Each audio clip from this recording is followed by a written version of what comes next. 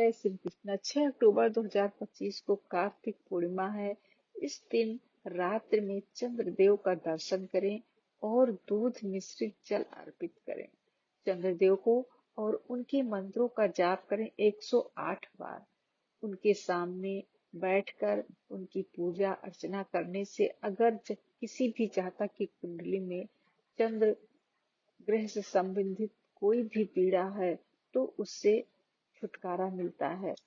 और रात्रि में शरद पूर्णिमा है इसी दिन, जिससे ऋतु परिवर्तन होता है। इस दिन रात्रि में खीर बनाकर खुले आसमान में रखा जाता है, जो कहा जाता है कि इस रात्रि को अमृत की वर्षा होती है।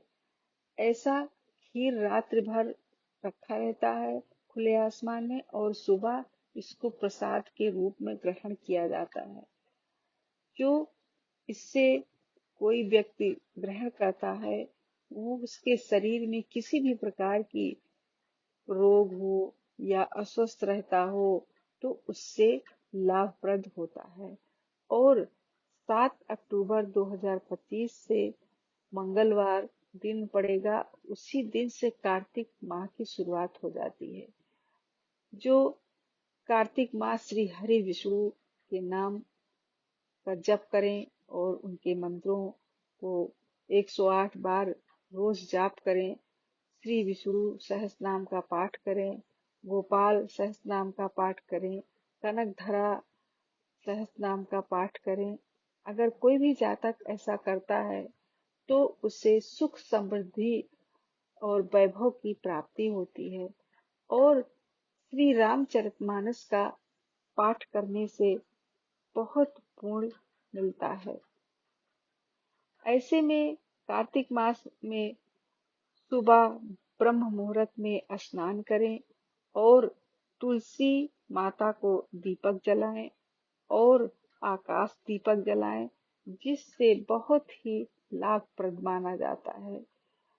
दीपदान के लिए दीपक का जो उपयोग करते हैं उसके लिए मैं बताना चाहूंगी कि अगर आप मिट्टी के दीपक का उपयोग करते हैं तो रोज एक नया दीपक होना चाहिए। और अगर धातु के दीपक जैसे पीतल है, चांदी है, तांबा है का उपयोग करते हैं तो उसे रोज शुद्ध करके, उसको साफ करके पुनः उसको उपयोग में लाएं, जिससे शुद्ध माना जाता है।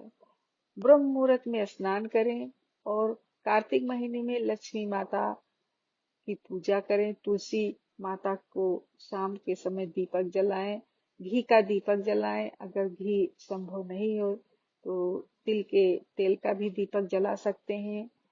इस तरह उनकी पूजा अर्चना करने से आपके घरों में सुख समृद्धि की प्राप्ति होती है। कार्तिक नियमों का पालन करने वाले पुनर्जन्म लेते हैं तो उन्हें उत्तम कुल और परिवार में स्थान मिलता है और सुख में जीवन बीतता है। तुलसी को दूध मिलाकर जल अर्पित करने से सुबह शाम तुलसी की जड़ में जल में दूध मिलाकर देना चाहिए और उसके आसपास सफाई रखें, साफ सुथरा रखें। रोज वहां पर जल छिड़कें, सुबह शाम घी का दीपक जलाएं। भगवान विष्णु को जो भी भोग लगाएं उसमें तुलसी का पत्ता जरूर डालें, तभी उसे श्री हरि विष्णु स्वीकार करते हैं।